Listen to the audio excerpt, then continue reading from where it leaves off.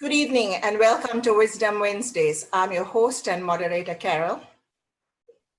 Today's topic is on liberating the feminine, patriarchy, power, and the need for paradigm shifts. As always, I'd like to start with a story. I was thinking about the masculine and the feminine in men. And I wanted to speak to a story that happened when I was 13 years old. My first cousin passed away. She was a third-year student at medical school, and she passed away at medical school. And we all went to the funeral, and my father was kneeling next to us. And suddenly we see that there are tears pouring down my father's face.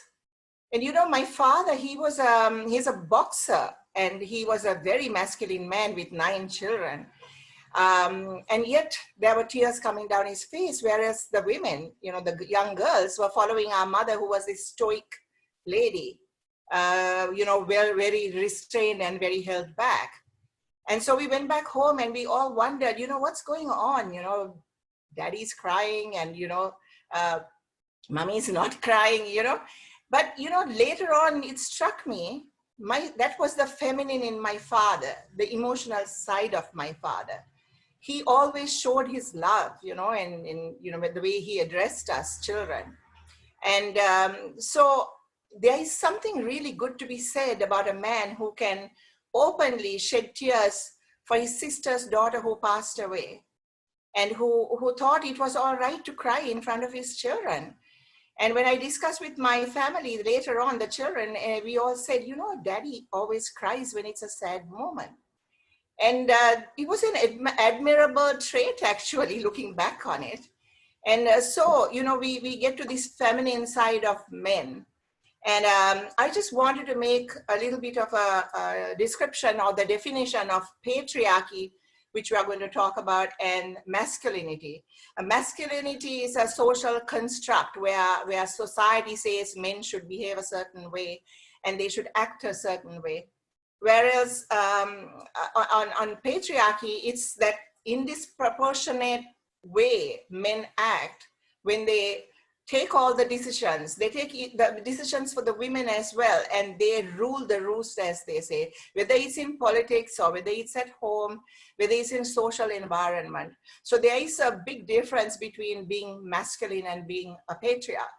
And so without much delay, I'm going to hand over to Selvi to talk about the paradigm shifts required to change this patriarchy and the power. And so, Selvi, on to you about liberating the feminine. Thank you. Thank you, Carol.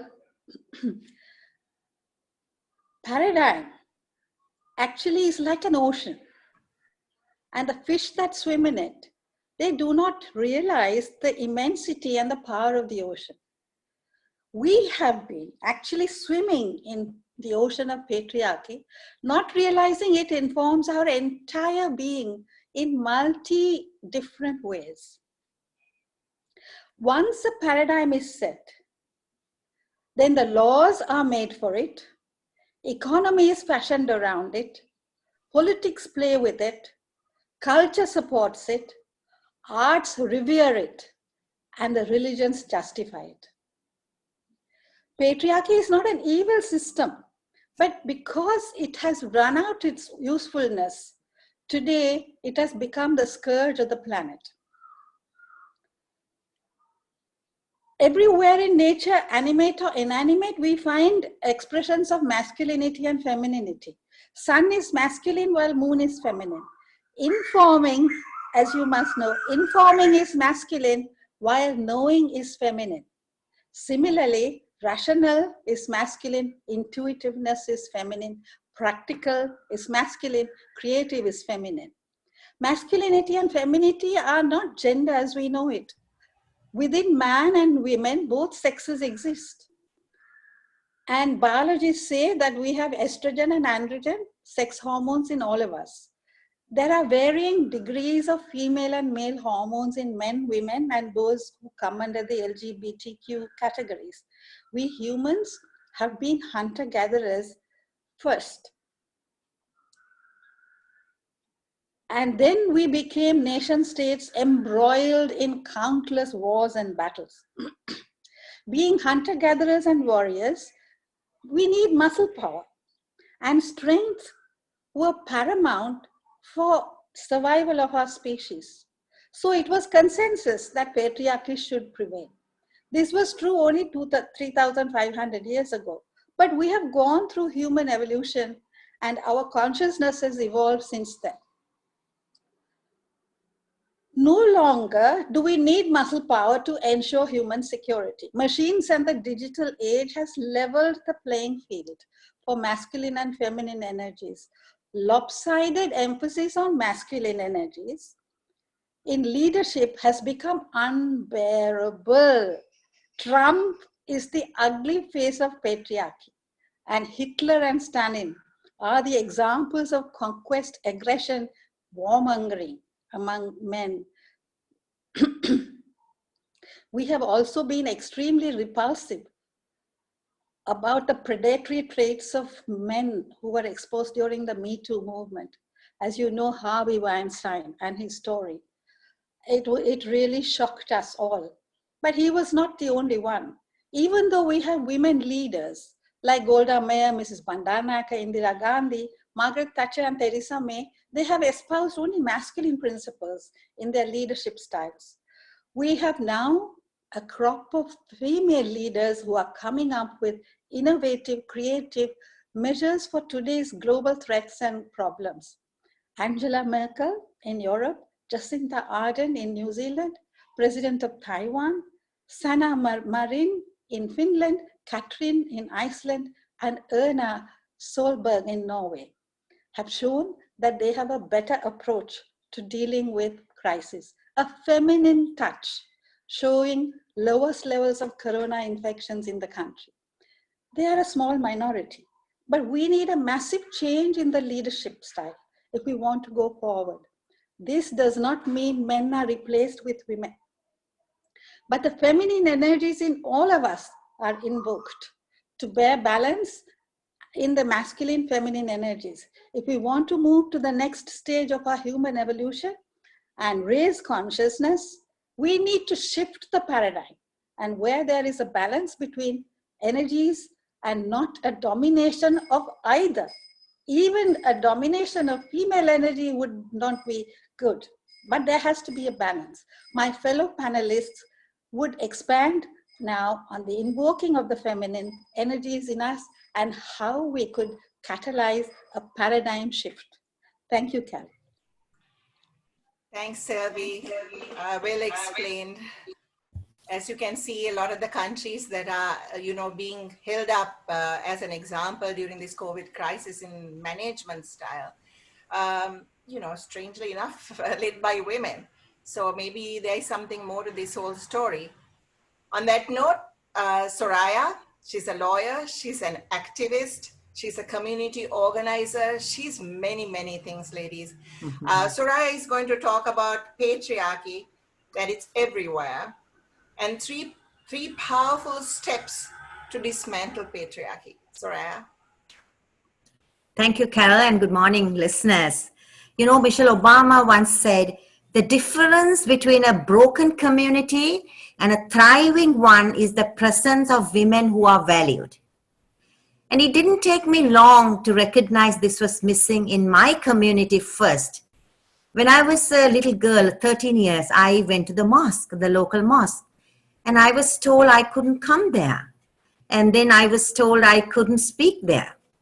And this really bothered me. And today, in the forefront of my work, of the work I do, is recognizing this early and taking decisive action.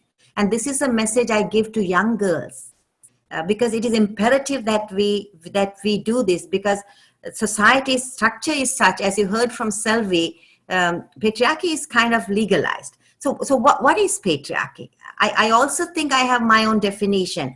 I think it is a social system. It's a social structure where men hold primary power in roles of political leadership, moral authority, social privilege. And there was a time where men even controlled property. So most of the time, patriarchy is justified. It's justified. It says it's based on competence. And I have to say, let us women stand unequivocally and say, no, it is not based on competence. Because as women, we have to understand what we are asking for is equal opportunity, not equal outcomes. There's a powerful difference there. Now, I work out a lot and I also do CrossFit. It's a kind of an intense form of exercise. I mean, there are men and women together. And I might perform slower than the men who are in the gym, but I have the equal opportunity. I start with them. I do the same number of reps they do. I do the same number of exercises, the running, everything that goes with being a CrossFitter. So the difference here is I assert equal opportunity. The outcomes might be different. So as Carol said, 3 ways in which we can really dismantle patriarchy is that we should create a culture at home. Because remember, we are far gone into this into this system of patriarchy. Things might not change in our times, but what we can do is empower a younger generation and to challenge traditional norms. So speak out to your daughters, young girls, educate them. And this takes us to one primary step, that is uncompromising rejection. Uncompromising rejection to men's assertion of right and control over women's sexuality. Uncompromising rejection. Thirdly, if you are really serious, I mean, change won't come on the wheels of convenience. We know that. It takes long and hard and committed work. So if you're really serious in creating a more just world where women and men stand together, and you need to do more. You need to do more. Because join partnerships and organizations that promote gender equality and find ways to take equal and meaningful action in your community. So look at the whole system and see, take very careful minor steps. It's a problem where we won't have solutions overnight. So take those 3 steps and we'll get back more into the discussion. Thank you, Carol. You know what Soraya said, I truly believe in, we have to leave a better tomorrow for the future than we found it. And it's a huge thing to do because we found it better in some ways, but in the last so many years, we've been going backward. And it is a moral obligation for us to leave a better tomorrow for the future children. And everybody needs to come out of their comfort zone. This movement is not a political movement. This movement is to say we have to have women's voices heard. So without too much on that right now, we will have more of this later as we discuss amongst ourselves. I would like to bring in Fazana. Fazana is a behavior change specialist. And Fazana is going to talk about Islam and patriarchy. Fazi? Thank you, Carol. So I'd like to touch on some aspects of patriarchy that is practiced culturally today in among Muslims and discuss if Islam is actually a patriarchal religion. So the Quran came as a sacred text, a word of God, which introduced us to the message of universal equality among all humans, irrespective of the gender, class, or race. However, once tempered with individual interpretations, it loses its actual meaning over time. Mothers are given the utmost respect in the religion, and the Quran commands high command in her service. Ever since the prehistoric times, women have been secondary importance, and the Quran dismisses this position. It is the Quran who makes that change. Islam, in fact, was the first ever religion that tried to elevate the status of women in early Islamic societies. I'm not sure how many of you actually know this. Way back then, it was Islam who brought this big dent in how women should be treated. So what happened? God created 2 sexes, both equal in his eyes, thus both are to be granted an equal worldly status, while earlier times, Prophet Muhammad seemed more progressive for women, the later generations stalled on granting a substandard to women. This came culturally. It was all cultural practices which brought the reaffirmation of male superiority. So if you, just one example, if I move further, Lady Khadija, the wife of Prophet Muhammad, peace be upon him, was a businesswoman, strong and assertive. She actively participated in all spheres of life. So where did this end? Where did this current day society, where our Muslim girls don't study, they're kept at home, they think going to work is not the greatest thing to do. I mean, where did all this come from? Where does this patriarchal society come from? It has come from many years of cultural practice. Islam was not a religion which promoted patriarchy.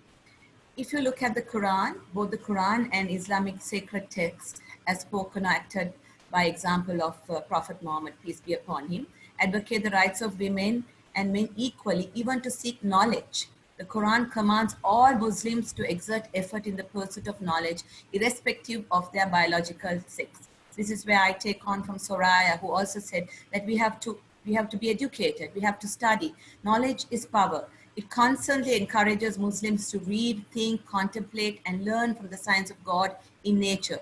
Moreover, Prophet Muhammad encouraged education for both male and female. He declared that seeking knowledge was a religious duty binding upon every Muslim man and woman. There is a quote to say, Utlibu ilmi allow be seen. That means go to even China and seek your knowledge. So in this context, I want to bring zero into Sri Lanka and where we are now in terms of the very famous Muslim Marriage and Divorce Act. I'm not sure how many of you are aware of this. The Muslim Marriage and Divorce Act currently supersedes the Sri Lankan constitution. It came into being in 1951 and it prevails from a law that came from Indonesia and was established in Sri Lanka during the Dutch rule in 1770. So in this law, in the Muslim Marriage and Divorce Act, there are many areas that needs reform. It condones child marriage. Can you imagine the minimum age of marriage as stipulated is 12 years of age, but this can even be younger if the Qazi decrees it permissible. The conditions of divorce for men and women are not equal, with the divorce proceedings made exceedingly easy for the husband, but complicated for the wife seeking the annulment. The husband does not need to give reasons for the divorce either, whereas the wife is required to go through lengthy procedures and justify her reason for divorce along with witnesses and case hearings. The husband can commit polygamy without consent or even knowledge of his first wife. This is possible as long as he informs the relevant qazis. The bride's signature and thereby consent is not required on the marriage contract as long as a wali or a legal guardian, in other words, signs on her behalf. Women are completely excluded from being on the board of qazis to becoming a qazi, a marriage registrar, or even a juror. Given that the position of a qazi is funded by the state and they are considered to be public servants and are funded indiscriminately by the general public, this is a discrimination against women based on gender. A woman is deprived of being a state employee merely because she's a female, regardless of her merits for the job. Can you imagine? So these are the issues of current day practice and the law in Sri Lanka. But Islam does not define that. It gives great positions to women, and there are many sections of the Quran which talks about this. Thank you, Carrie. Fazana, you know, you can spend a whole day and not come to the answers behind some of this, but the main thing is to actually question. You know, you have to start by questioning, and you have to start by studying some of this, so that, you know, you have the answers yourself. When you ask a question, you know the answer, you know. We move on to, thank you, Fazana. Very enlightening. And now we move on to Kamani. She has years of global experience in working with boys and men toward gender equality. And Kamani is going to be talking about the cost of masculinity on men. Kamani? Thank you, Carol. So today, core to the topic is, what is it to be a man? How has this gender been defined by society, by family, by media? in my work around preventing violence against women and girls, I was really curious to understand masculinities because I wanted to understand why is it that men are the main perpetrators of violence. So going back to what is it to be a man?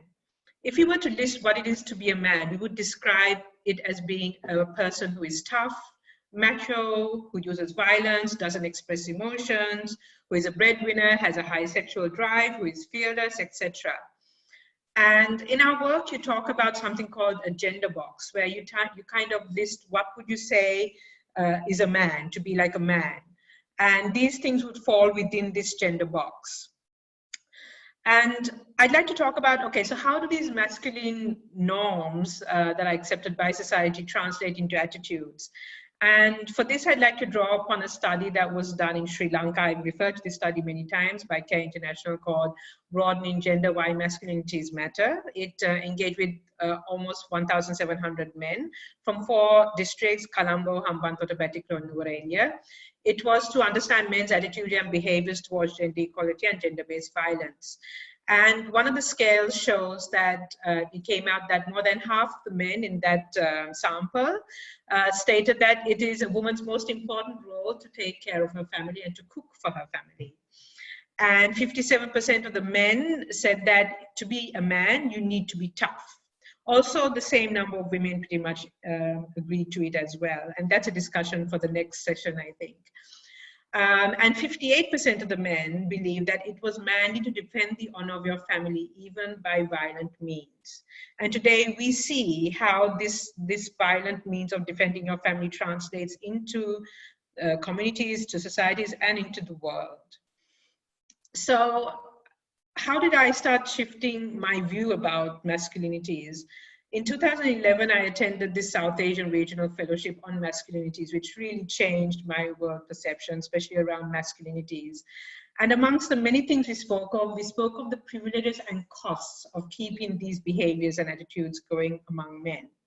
And the men from Pakistan, from Bangladesh, from all of these countries started to talk about, okay, what is the cost they bear personally in having to maintain this perception of being a man. They feel it's a huge pressure. I knew men there who were so wanted to be in touch with their feminine, with their nurturing side, with their caring side, but they just couldn't show it. And it was really hurting them. And more than that, it showed that to be a breadwinner, to maintain this stoicism, to use violence, to keep drinking, to not report abuse or pain. For example, in the CARE study, we found out that 30% of the men who had experienced sexual abuse, but where had they reported it? Masculinity is literally killing men. It makes them depressed.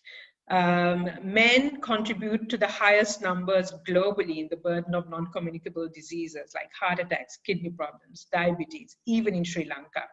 And the highest number of suicides are among men. And even in the COVID response, you see men taking higher risk. They do not want to wear the mask. And there's also beliefs that there's some physiological differences too. But just talking about the risk-taking aspect, also how it physically and mentally affects men when they have to maintain this persona of what it is to be masculine. And what happens to the men who are not in this gender box I described? What does that look like? A man who expresses his emotions, who shows how he cares, who cries, who does not want to man up, who shows that he's afraid, who wants to connect with his feminine principle.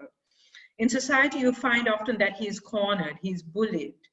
And even in Sri Lanka, you find that, unfortunately, people view being gay as a derogatory thing, and they refer to a man who is like this as being gay, not in an uplifting way. I mean, even in the CARE study, we found that 4% of men had experienced homophobic violence.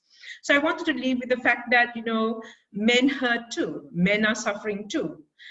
Because they cannot connect with the feminine side, the feminine principle, even though patriarchal system requires them to behave in a particular way to gain more resources. And for me personally, I mean, to I've always wanted to like move more towards a compassionate and more humanistic way of looking at this work. And that is why I feel it is so important for us, and I think women have been leading the way, to help men to be more themselves and to heal and to move forward towards reducing violence and therefore, thereby bringing in more peace to the world. Thank you, Karen. Thank you, Kamani. You know, that reminded me, I introduced a friend of mine to my mom when I was about 20 odd years old. And when he left, he had come out to me. So when he left, I said to my mom, Mom, you know, Graham is gay. And she said, and so?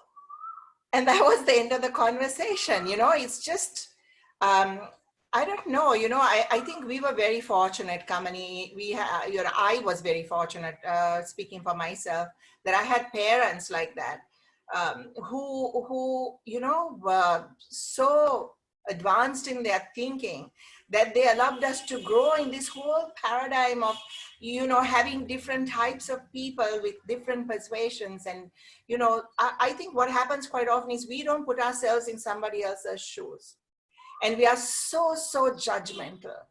That's why, you know, when my dad cried, even as a child, we thought, oh, dad's crying, you know, but in reality, I mean, what a wonderful way to express yourself, not keep these hurts and stresses, you know, I suppose, hold up inside of you.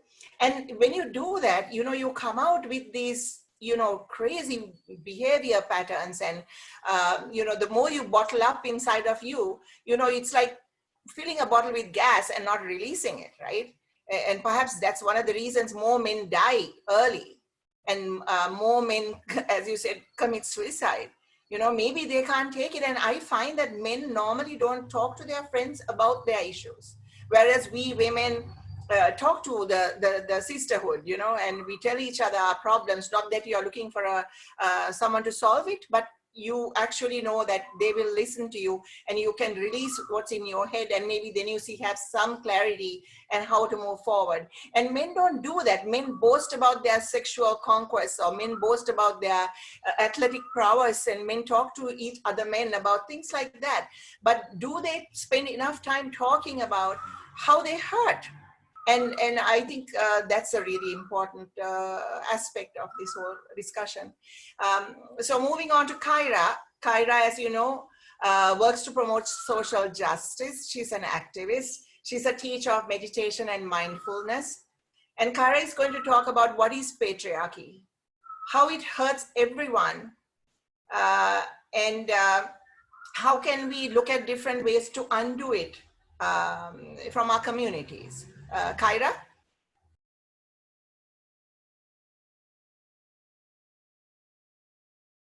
Thank you, Carol.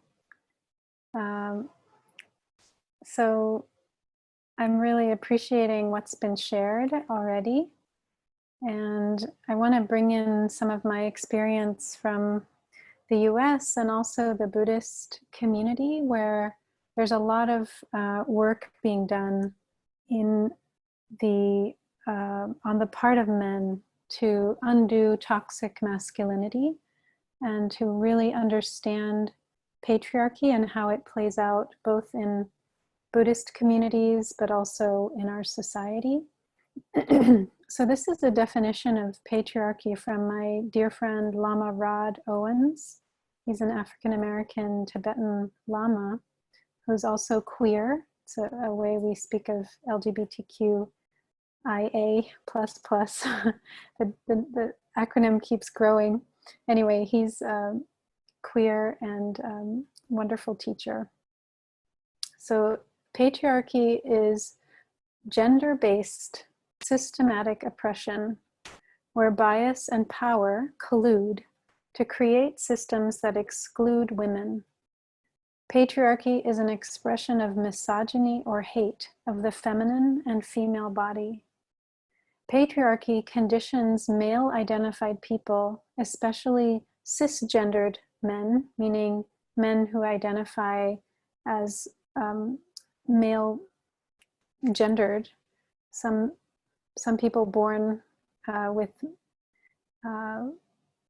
male reproductive organs don't identify as male. They would be transgender. So cisgendered means not transgendered. So, so patriarchy conditions male-identified people, especially cisgendered men, to be in opposition to women and the female body, as well as the very idea of the feminine, as a strategy to accumulate and maintain power. So, whenever we are participating in systems of oppression, everyone loses.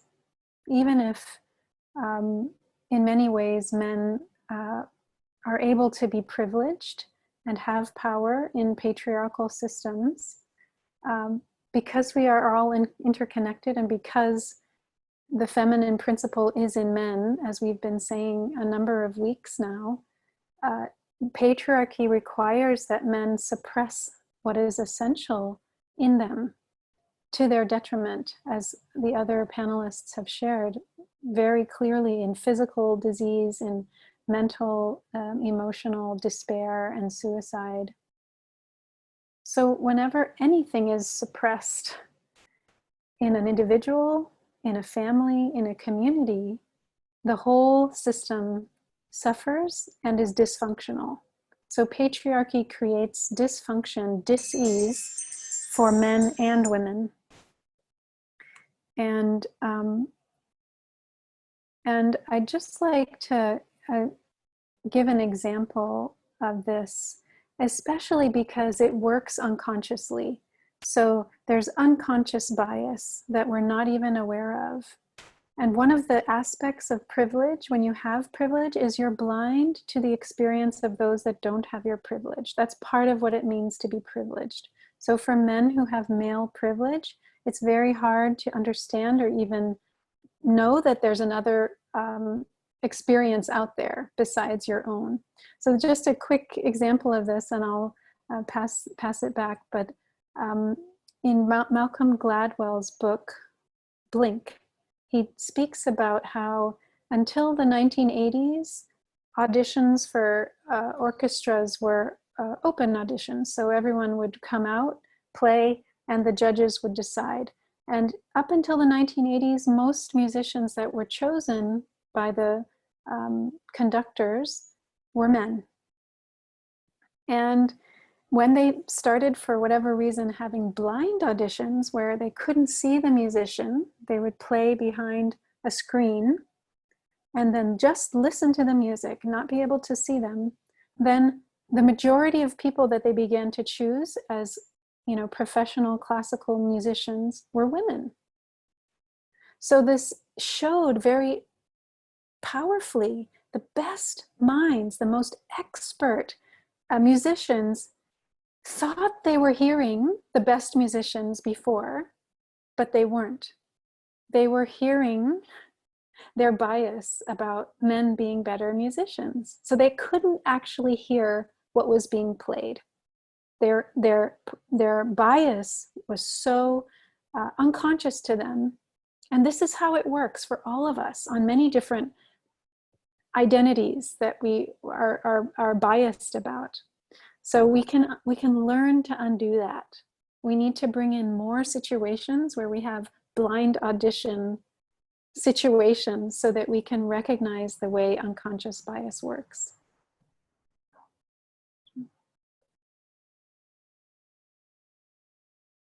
So yeah, Kyra, that's another way of looking at it, I guess.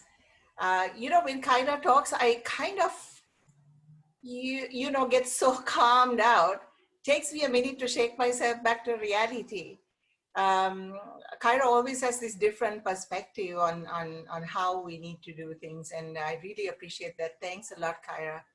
And now I think, guys, we are going to spend the next, we have 20 minutes discussing amongst ourselves the various subjects that we want to take further. And I want to mention, you know, I think it was Chammi who had mentioned something about the patriarchy as such a strong influence on how some religious male figures use their barely contested moral authority to manipulate policies in parliament and push for conservative systems. You know, Chami, if you look at it, for several years and even right now, I think men have been in charge of women's affairs, and men have been, or monks have been put in charge of women's affairs, or women have been classified as women and youth.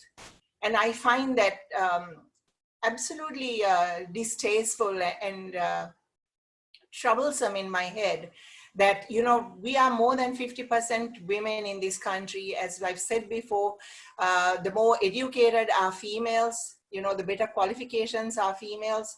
And yet somebody sitting up there thinks that we women don't understand what we need, and they put some man in charge to make these decisions for us. I mean, how on earth can that even work? I think it was Kamani who said, you know, we don't need to be better than men.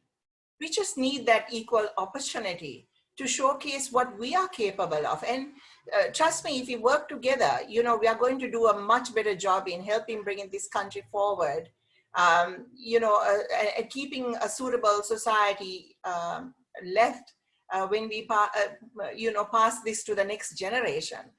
I would like to ask a question from Soraya. Soraya, can you just tell me, you know, so how do we shake men out of this this understanding that they are only suitable for male-oriented way of life, you know, what they say, a masculine way of life, and to help them understand that they make better fathers and make better brothers if they actually show, you know, another side of them. Soraya? Yeah. Thank you, Carol. I also want to make a comment to your earlier comment about men in parliament making decisions for women. Absolutely, patriarchy is a national problem. Only under 10 years ago, it was decided that let's give the women a gift. Let's give them a quota. 25% of women in the local government elections can be women. The women candidates could be women. And where has that brought us? So we see there's a system of patriarchy in Sri Lanka. It's a national crisis. And how you asked about how do we shake men? I would say, how do we shake ourselves first? Because we have emboldened patriarchy because of the structures that we had in our childhood. We were never taught that we had a right to question, that we had a right to answers. So what I would say is that we begin to observe these things and be mindful. This is not fair. This is not right. Because what is important to realize is, if we want change, we can't stay in our comfort zones and point fingers. I think every little step that we take towards correcting this anomaly, towards equality, what are we asking for? We're not asking for something to be better than either or, but we're saying let's look at this as equals. And that's a beautiful request. And I think we women also need to see how we need to word it. Because whatever said and done, what you resist persists. So how can we look at creative ways in which we can engage and get involved? You know, Soraya, somebody had the audacity to tell me that, you know, look at the few women who've been in parliament and they have not done a job of work, right? Whether it's in our parliament or elsewhere. And, you know, I found that really offensive, because what I said is, listen, for say 1 million people, there may have been 7 or 8 women leaders in the past. And most of them came into that position by accident, literally. You know, either their father was shot or their husband was murdered, or, you know, something happened that galvanized and pushed them forward. And it was a political party actually that pushed them forward on the fervor that was bestowed on the man who died or was murdered, right? You take Benazir Bhutto, or you take Indira Gandhi, you take Mrs. Bandaranaike, you take Chandrika Bandaranaike, you take Sheikh Hasina, you know, you look at all these women. So were they suitable for the position, or were they just pushed forward into this position? that's a different story, right? And now if you look back, I mean, look at, as Selvi mentioned, these women who are in positions of leadership in different countries seem to be, this is not what we are saying, this is what everybody else is saying, seem to be doing a better job managing. Is it because they are able to multitask? Is it because they are not so warlike in their thinking? Is it because they think, you know, there are different ways of looking at this same picture? So, you know, Kamani, I think I see a look on your face. You want to say something? I do. I mean, just first to allude to what you just said about the women who are being recognized for their amazing leadership. I think with Jacinda, something we see very clearly is her fear of being, no fear of being vulnerable enough to show her compassion and nurturing side. So owning that feminine side of herself and bringing it forward. And also with Angela Merkel, you hear more about her being more like a mother figure, playing that role in her leadership style. Just wanted to add that to what you said. But I also wanted to add to the question that you asked, Soraya, about how do you work with men? How do you bring them forward? And I wanted to share some of my experiences doing this work, because Kyra mentioned the very important aspect of unconscious bias. The privilege you grow up with, you become totally blind to the other person's experience. And even if you say walk in that person's shoes, it doesn't really help that much. You really need to ground people, give men the space to sit down and really reflect and ask themselves these really tough questions and reflect on their way of looking at the world. And it takes a long time. There have been programs where I've trained men who have been doing this engaging men and boys work for years, and they think, you know, they have really released their toxic masculine norms and attitudes, and especially harmful attitudes towards women. And they realize, oh no, oh my gosh, actually it's so deeply rooted. There is so much work to be done. And it takes time. And the most important thing is to create that space, a non-judgmental space for men to take time to sit and really reflect on how their attitude, like what kind of attitudes they have, and how is it that it's harming them as well as harming women around them. And there are so many examples globally, and even in Sri Lanka, we've done some of these things, but it's really important to create that space, and to support that, you need a support network. For example, when I did some of these global trainings, people who would go back to Jordan or to East African states would be like, Kamani, because I had to mentor them, like, Kamani, it's so difficult when I go back home, like my sister is saying, why are you washing clothes? That's my job. Don't embarrass me. Or when I go back to work, when I want to stand up for the women, other colleagues are saying, you know, why are you doing this? You know, be a man, like, you know, let the woman serve the tea. And it's those little things that you need to create that space to have the conversation. Okay, like that frustration will also come up, and how do you help men deal with that? So those are key learnings that I've also seen in my work, and also that I've seen as a good examples and evidence-based practices that have been successful in helping men more like disconnect more with the toxic masculinity aspect and be more feminine, be more in touch with their warm, kind, nurturing selves. Fazana? Yes. You were thinking something. I could see that on your face.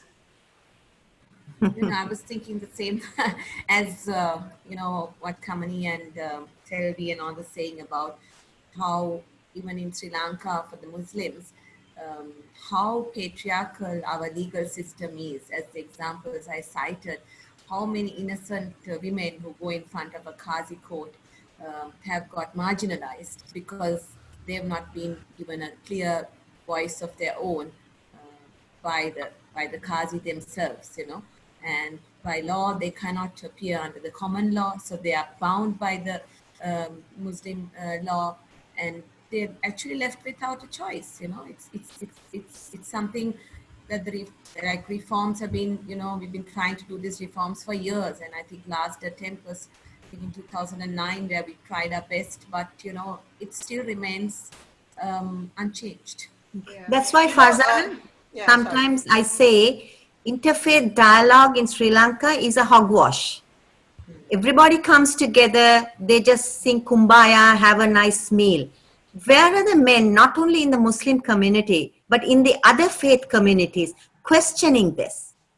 It must prick everybody's conscience, and collective questioning, collective responsibility, collective action should not be confined only to the Muslims. It should be all faiths. So women's rights is a universal. You know, the United Nations in the SDGs, the suggested development goals, goal number 5 is gender equality.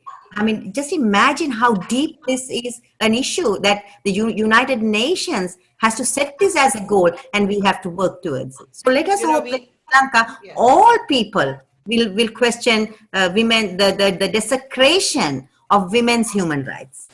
You know, Soraya, we proudly talk about our culture and how old we are historically, how well we did, etc. You know, women had a better opportunity back then, I feel, right? We are just only going back. And sorry, before I go further, Kyra reminded me I didn't ask for any questions, but people who are watching are commenting quite a little bit. And I you know, thankfully see a lot of them are in agreement, but, you know, if you have something to ask us, please do, and we will address it. If not now, on our webpage even. You know, this takes me back to what Selvi said. She said, listen, this is how does the culture support this patriarchal paradigm? You know, and culture does support it, because mothers, you know, as Fazli says here, you know, mothers and fathers, you know, they need to bring up their, you know, children. Maybe there should be a slight difference, Selvi? Yeah, thank you, Carol. Culture is the most important aspect of our society that actually supplements and complements and structures the patriarchy. How does it do it? It does through epics and legends, the stories, you know, which are told and retold, and they sit in our minds from the young age.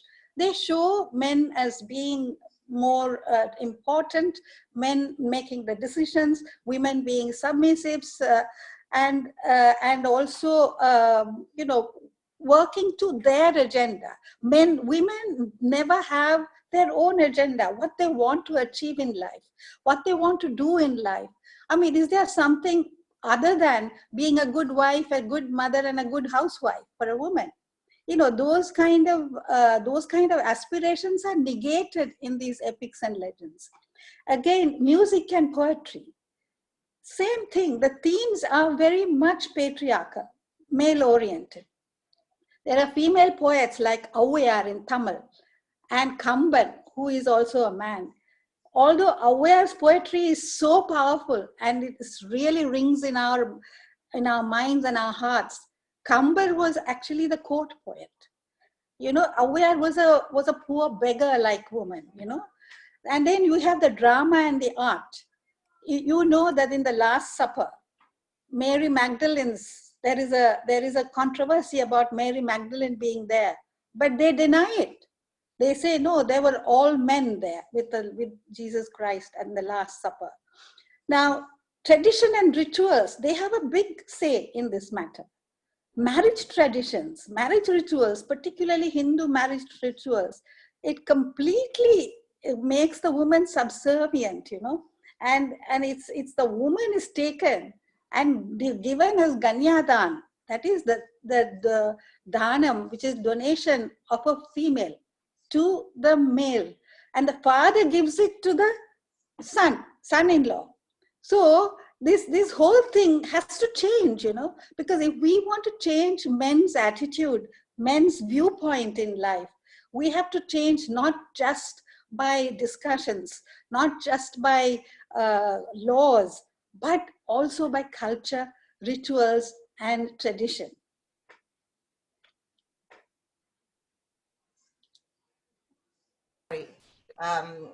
Kyra was saying that you know, music, you know, maybe when it's behind the curtain, you know, nobody knows who's playing it. Who's right? playing it? Yes. Yeah, exactly.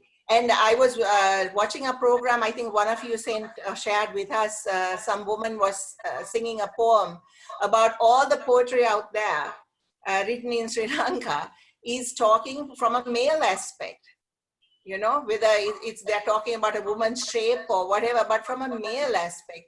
Kyra, how can we, in a very holistic way, how do we women work to bringing up our children, our male children, with a different thinking pattern, and how do we start this change in our environment?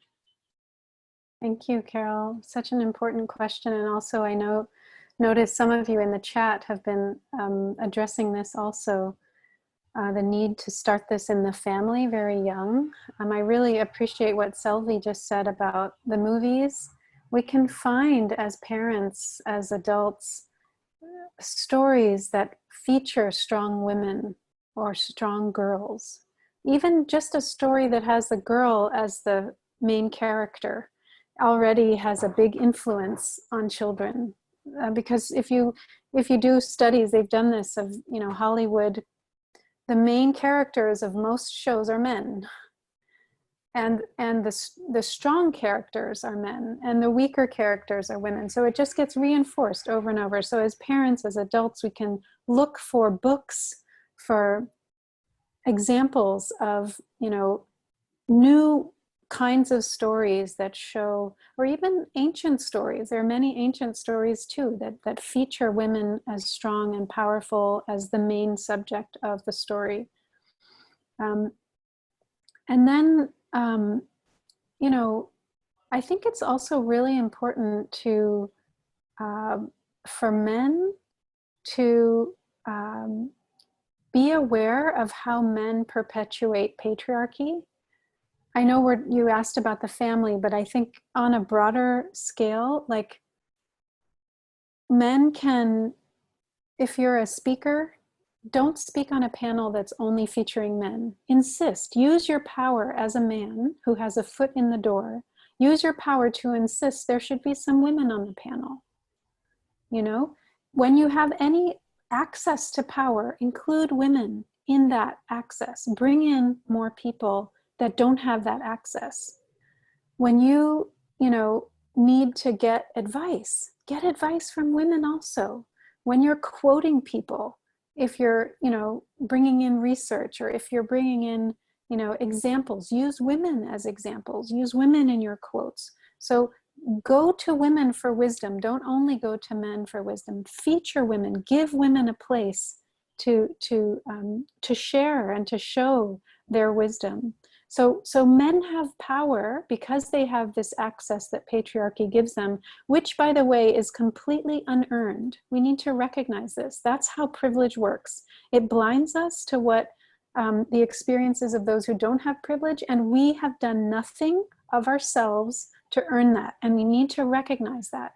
That can help us to be very humble, that you have a leg up as a man in so many different situations. So use your power to bring women into the game, into some of the privilege that you have. And so women raising children, men raising children in our families, we can think in these ways. We can teach our sons and our daughters, hey, life isn't fair. Each gender doesn't have equal access. So my son, we want you to do the same chores that my daughter is going to do. You don't get any special privilege here in our home. And when you go out into school, how can you protect and honor and support and respect the girls and the women that you connect with?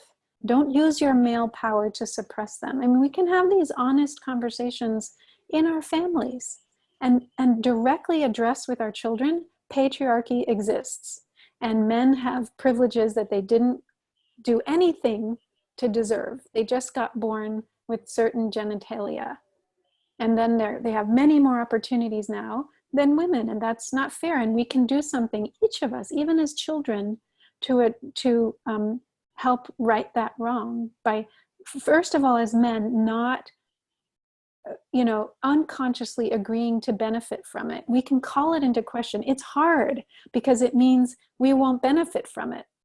If you're working for someone who's a man, who's a boss, and he's sexually harassing a woman, you might not want to speak out because you don't want to lose your job. You don't want to lose the privilege that you have as a man. But as men, we have to be willing to lose some of our privilege to stand up for what's right. Otherwise, we are corrupt. We participate in continuing corruption. You know, when I was working in the corporate world, I was one of the few women. I could actually say there were maybe 4 or 5 women at that level in the whole country. And I had to work twice as hard as the guys to prove that I belonged there, whereas most of them just, you know, glided in there. And I thought, why? You know, I had a family too. I had children as well. I had to come home to a family, but I used to work long hours, and I used to really work twice as hard as the guys. Happy to say there are a few more women out there now who are in these positions. But, you know, we were the beginning of this story, and it's still not comparable in any way, shape or form. Even in boardrooms, you know, it's so disproportionate. In politics, we have become a percentage, and we need to change this whole thing, guys. So this whole discussion is to see how we can make change, not to keep harping on what happened, but, you know, what we can do to make these necessary changes that we need to do. Kyra spoke about ensuring women's voices are heard and women are brought to the negotiating table. And, you know, you might say, well, we only have 6 women here, 7 women here on our panel. But the reason is, guys, you know, you'll be coming in soon. We just need to set this stage to get women on board to start with this change. And I think women need to hear other women's stories and other women's experiences to make them believe that it is possible. And on that note, we are sadly coming towards the end of this whole program today. Soraya, you have to come up with this call to action. What is it our viewers can do? Those of you who are watching us on our live show on Facebook and on our podcast, you know, listening to us, and those of you, thankfully, who have joined us here today. Soraya, what do we have to tell them? Yeah, so it's really clear patriarchy is pervasive. But what is so really unique about this discussion and the answers we bring forth is we are not pushing the men against the wall, but what we're saying is bring forward your femininity. It's a request, it's a humble request to see what is in them and to bring it forward. That has to be clearly remembered by everybody who's watching this show.